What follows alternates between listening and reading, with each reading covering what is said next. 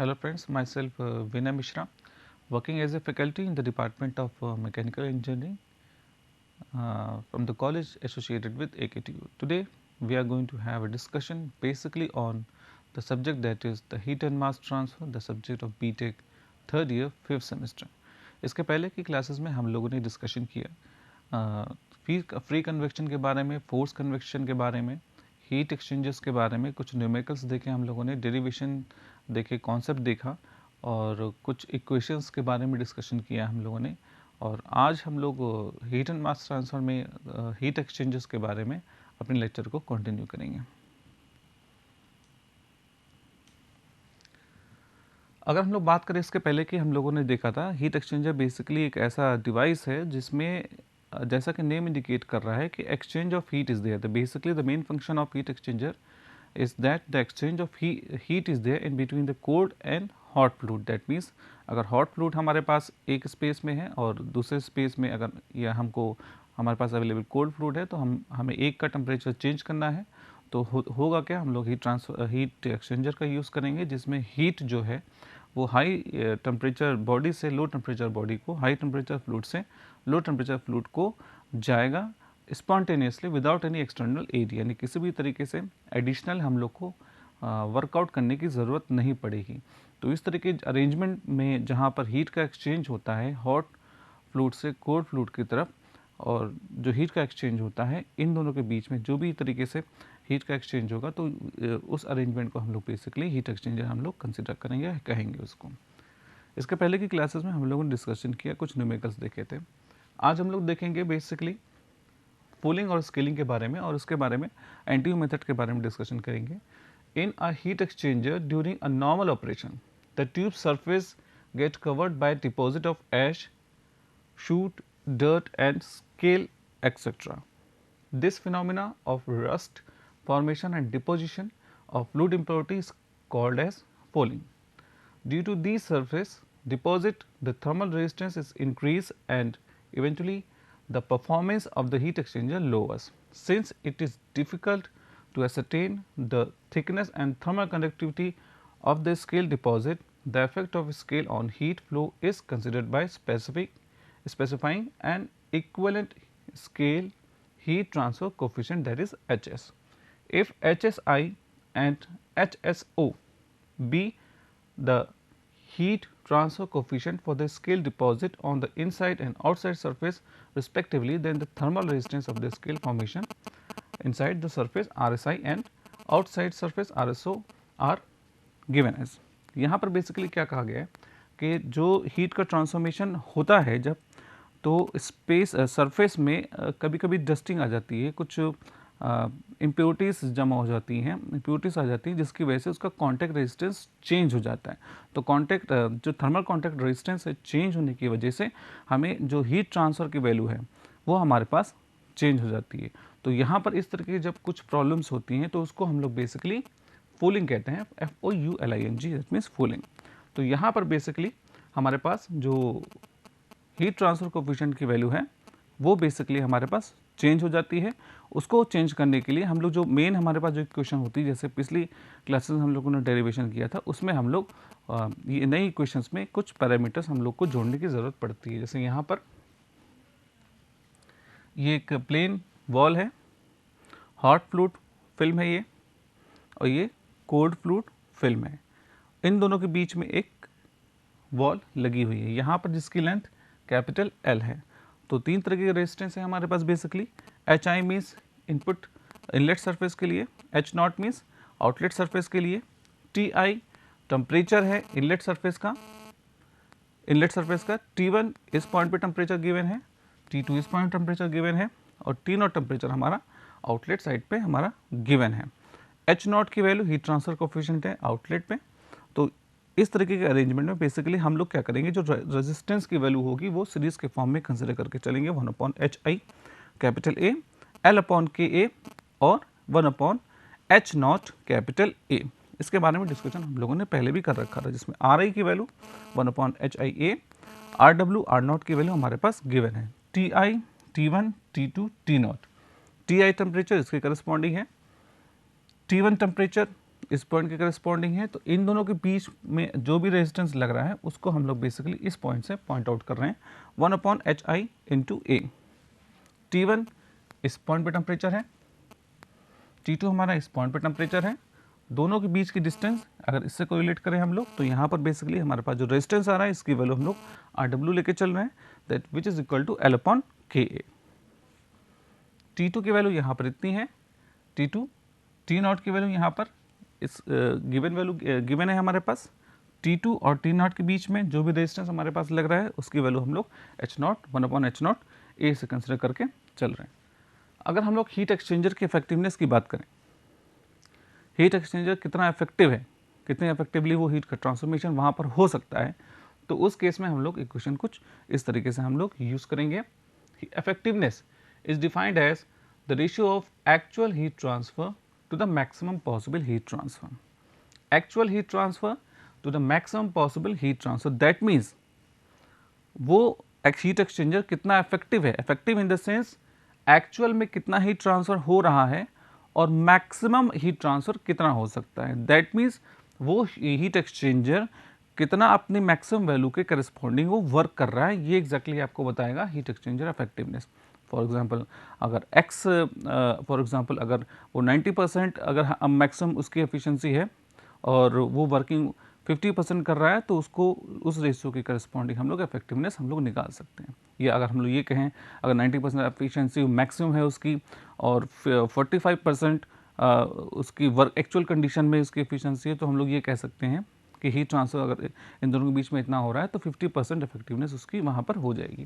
तो इस तरीके से एक्चुअल में हीट ट्रांसफर कितना हो रहा है अगर वो हमें पता है, मैक्सिमम पॉसिबल हीट ट्रांसफर जितना हो सकता है उसकी वैल्यू हमको पता है, तो उसको डिवाइड करके हम लोग इसकी इफेक्टिवनेस हम लोग निकाल सकते हैं, which is equal to Q/Q maximum.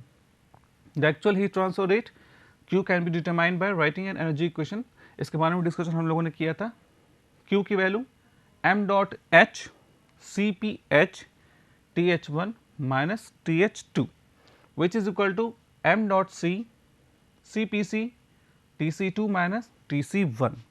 ये क्वेश्चन कहाँ से आई है, एनर्जी बैलेंस इक्वेशन है, इसके बारे में पहले भी डिस्कशन किया था। हीट ट्रांसफर की इक्वेशन है ये, Cp के फॉर्म में इसको लिखा गया है, Cv के फॉर्म में नहीं लिखा गया, क्योंकि हम लोग ये मान के चलते हैं कि जो भी हीट ट्रांसफर हो रहा है वहाँ पे एजम्पशन हम लोग लेके चलेंगे कि कांस्टेंट प्रेशर प्रोसेस में यहाँ पर कंसिडर करके हम लोग चल रहे हैं, इसीलिए यहाँ पर Cp की वैल्यू लिख रखी है। और हीट ट्रांसफर की वैल्यू कांस्टेंट प्रोसेस के लिए थर्मोडायनामिक पॉइंट ऑफ व्यू से हम लोगों ने अगर देखें तो वहाँ पर mCp dt के बराबर होती है। अगर कांस्टेंट वॉल्यूम प्रोसेस है तो वो mCv dt के बराबर होगी, अगर कांस्टेंट प्रेशर प्रोसेस है तो वो हमारा कांस्टेंट प्रेशर की वैल्यू हम लोग यहाँ पे स्पेसिफिक हीट की वैल्यू हम लोग को यहाँ पे लेके चलना पड़ेगा। m.h Cph TH1 minus TH2। TH1 क्या है, इनपुट पे हॉट फ्लूइड की टेम्परेचर है, आउटपुट पे हॉट फ्लूइड का टेम्परेचर TH2 है। m.h की value mass flow rate, Cph specific heat at constant pressure for the hot fluid, m.c की value mass flow rate for cold fluid, Cpc की value specific heat at constant pressure for cold fluid, Tc2 exit के लिए condition के लिए cold fluid का temperature है और inlet के लिए टेम्परेचर हमारा Tc1 है। m.h Cph की वैल्यू हम लोग C सफिक्स H के बराबर लेके चल रहे हैं, जिसको हम लोग कह रहे हैं this is hot fluid rate capacity rate. यानी हॉट फ्लूइड कैपेसिटी रेट की बात हम लोग करेंगे तो वहाँ पे आगे की इक्वेशन में हम लोग m.h इंटू Cph के को लेकर के हम लोग चलेंगे। कोल्ड फ्लूइड के लिए कैपेसिटी की बात करें हम लोग तो ये इसकी वैल्यू m.c Cpc के बराबर होगी। C minimum, the minimum fluid capacity rate. C minimum in दोनों में से कोई भी हो सकता है, CH इन दोनों में से कोई भी हो सकता है, CH और CC। मैक्सिमम इन दोनों में से कोई भी हो सकता है, फ्लूइड कैपेसिटी CH और CC।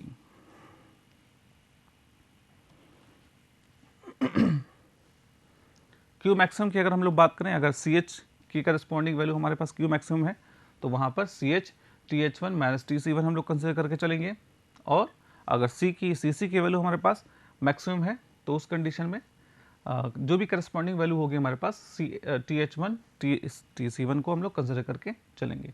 Q maximum is equal to C minimum, यहाँ पर देखिए क्यू मैक्सिमम की वैल्यू सी मिनिमम के करस्पॉन्डिंग हम लोग लेके चल रहे हैं। यहाँ पर क्यू मैक्सिमम इन दोनों हॉट फ्लूइड और कोल्ड फ्लूइड दोनों को हो सकता है।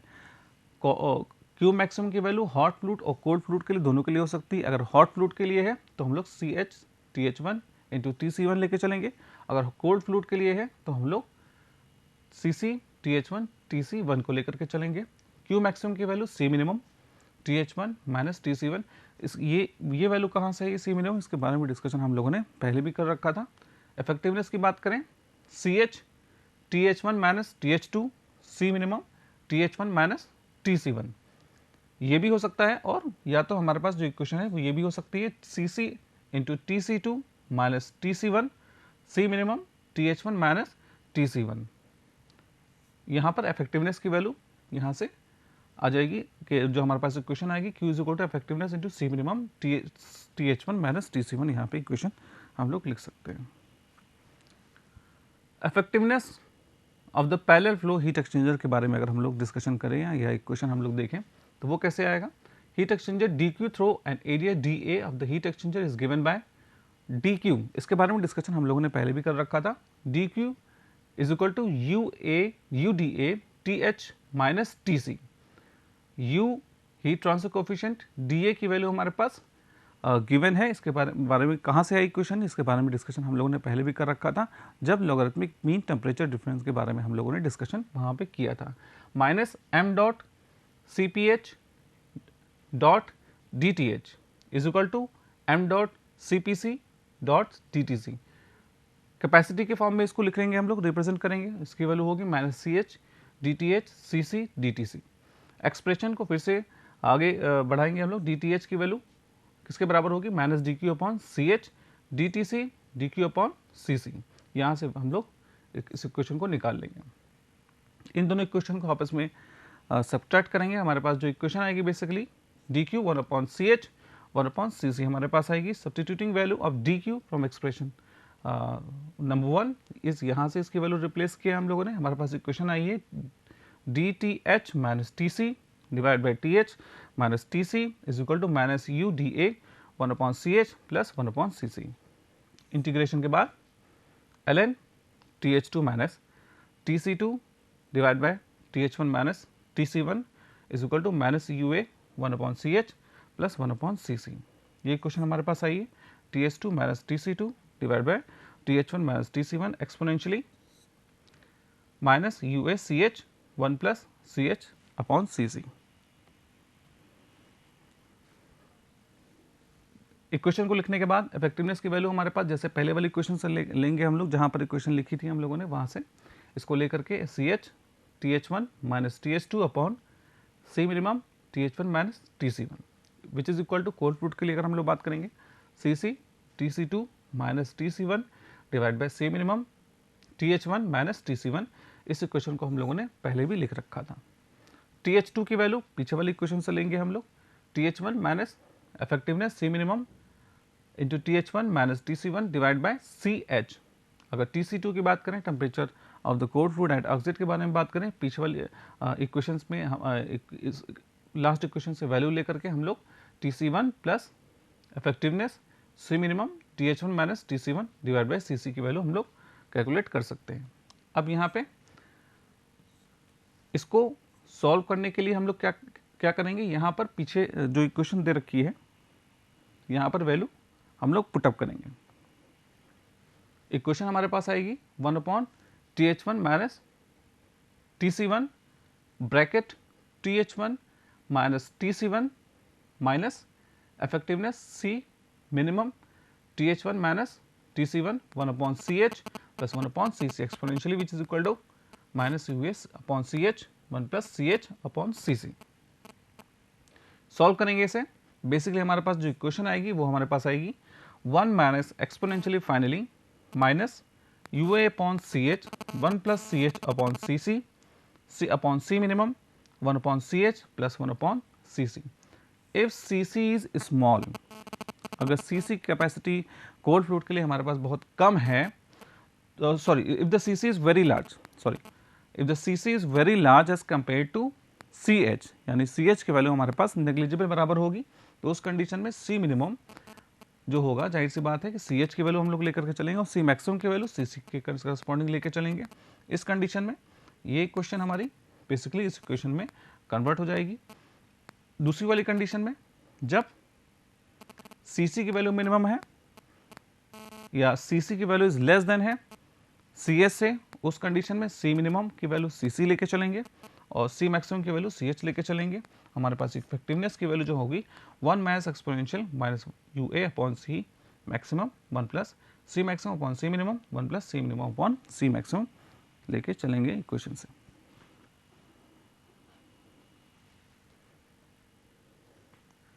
इफेक्टिवनेस हमारे पास लास्ट इक्वेशन जो आई 1 minus exponential minus U A upon C minimum 1 plus C minimum plus divide by C maximum divide 1 plus C minimum by C maximum where C minimum and C maximum represent the smaller and larger of the two heat capacities C and CH। यानी इसके बारे में discussion हम लोगों ने पहले किया है कि C minimum क्या है और C maximum क्या है।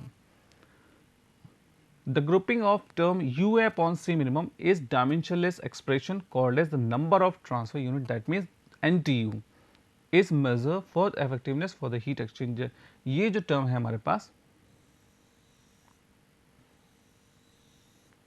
You A upon C minimum, इसको अगर डायमेंशन के फॉर्म में हम लोग कैलकुलेट करें तो वो एक डायमेंशनलेस फॉर्म में एक नंबर आता है, उसको हम लोग ये कह रहे हैं कि ये basically number of transfer unit है और इसको शॉर्ट फॉर्म में हम लोग एन टी यू के फॉर्म में लिखते हैं। तो इस कंडीशन में हम लोग एन टी यू के लिए कोई भी एक्सप्रेशन आता है एग्जामिनेशन में तो वहाँ पर इक्वेशन कैसे निकालेंगे, तो इस इक्वेशन से बेसिकली हम लोग उसको कैलकुलेट कर सकते हैं।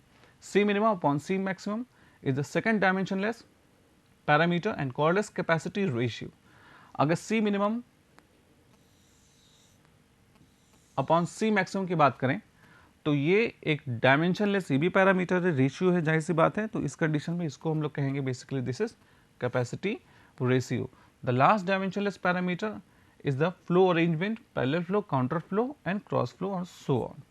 तो बेसिकली हमारे पास जो इक्वेशन आएगी एनटीयू के फॉर्म में रिप्रेजेंट करेंगे हम लोग इसको, तो ये आएगी equation 1 minus exponentially minus NTU 1 plus C minimum upon C maximum 1 plus C minimum upon C maximum 1 minus exponential minus N T 1 plus R divide by 1 plus are.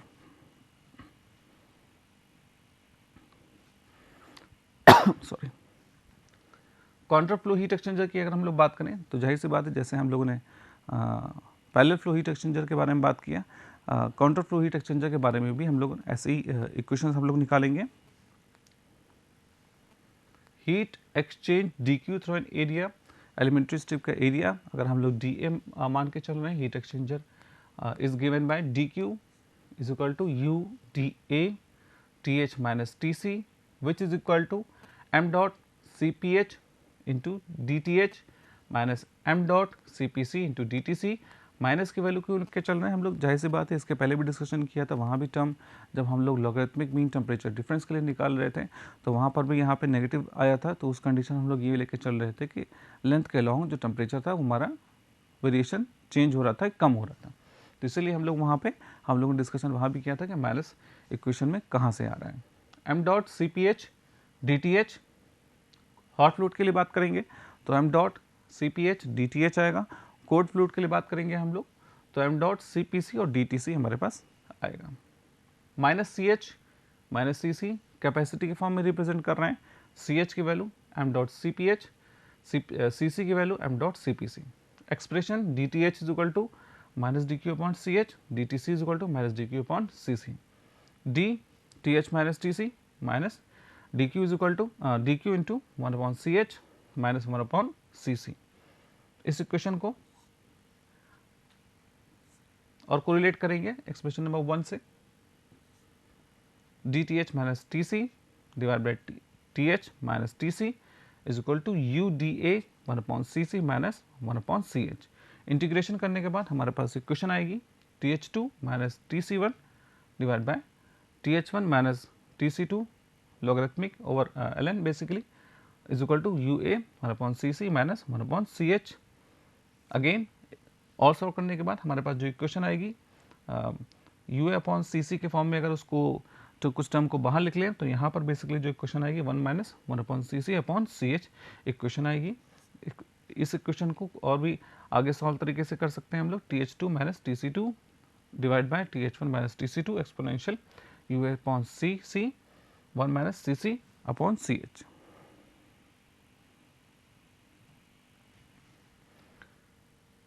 आगे सॉल्व करेंगे उसको।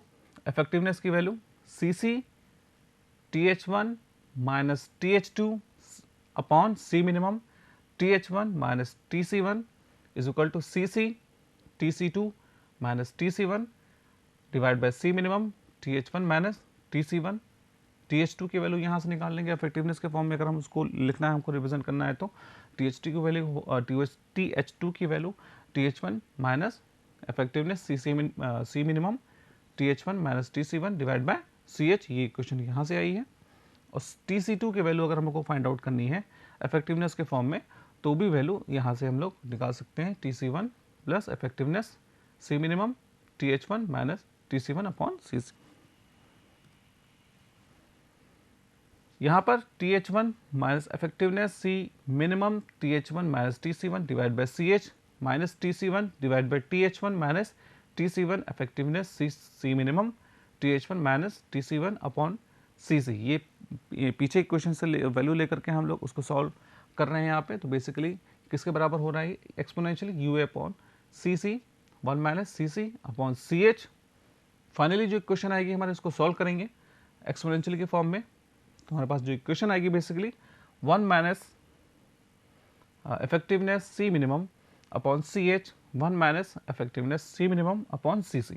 अब यहाँ पे ये इक्वेशन कैसे आई है? इसमें कुछ इक्वेशंस को हम लोग कॉमन लेकर के यहाँ पर ये टर्म बेसिकली हमारा कैंसिल आउट हो जाएगा। TH1 minus TC1 divide by TH1 minus TC1। अंदर जो इक्वेशन आएगी हमारी, अगर ये टर्म हम लोग बाहर ले लेंगे इस इक्वेशन से, तो 1 minus effectiveness C minimum upon CH 1 minus effectiveness into C minimum upon CC which is equal to exponential UA upon CC 1 minus CC upon CH।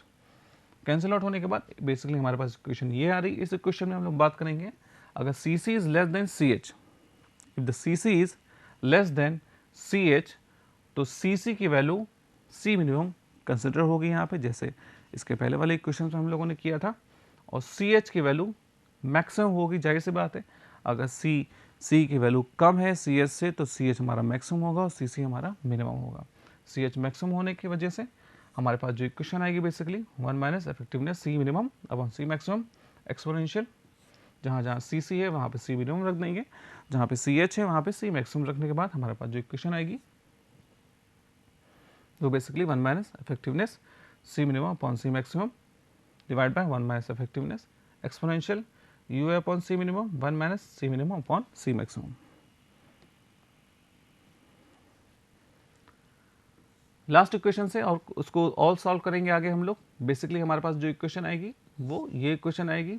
इसमें कुछ टर्म्स को हम लोग एक तरफ लिख करके 1 minus exponential UA upon C minimum को कॉमन लेकर के 1 minus C minimum upon C maximum which is equal to effectiveness C minimum upon C maximum minus exponential, एक मैथमेटिकल एक्सप्रेशन के फॉर्म में एक इक्वेशन बड़ी सी आएगी, उसको हम लोग सॉल्व करते चले जाएंगे आगे। कुछ टर्म को हम लोग फाइनल बाहर लेंगे, तो हमारे पास बेसिकली ये इक्वेशन आ जाएगी minus exponential UA upon C minimum 1 minus C minimum upon C maximum. इस इक्वेशन से इफेक्टिवनेस की वैल्यू बेसिकली हमारे पास जो आएगी वो 1 minus exponential UA upon C minimum 1 minus C minimum upon C maximum, C minimum upon C maximum minus exponential UA upon C minimum 1 minus C minimum upon C maximum. इस equation को और solve करते चले जाएंगे, तो हमारे पास जो बेसिकली इक्वेशन आएगी वो हमारे पास मैथमेटिकल एक्सप्रेशन के फॉर्म में 1 minus exponential minus UA upon C minimum 1 minus C minimum upon C maximum 1 minus C minimum upon C maximum exponential minus UA divide by C minimum 1 minus C minimum upon C max, C minimum upon C max is equal to R। अब यहाँ पे हम लोग देख रहे हैं कि C minimum और C मैक्सिमम की वैल्यू अगर हम लोग R के फॉर्म में लिख रख के चलें, या हम लोग पहले भी हम लोगों ने डिस्कशन किया था कि C मिनिमम और C मैक्सिमम की वैल्यू बेसिकली R के फॉर्म में लेके चल रहे हैं। तो यहाँ पर और UA अपॉन C मिनिमम की वैल्यू हम लोगों ने नंबर ऑफ ट्रांसफर यूनिट के बराबर किया था, NTU के बराबर किया था। तो यहाँ पर जो हमारे पास जो फाइनल एक्सप्रेशन आएगा R के फॉर्म में और NTU के फॉर्म में वो हमारा आएगा 1 minus exponential minus NTU 1 minus R divide by 1 minus R exponential minus NTU 1 minus are.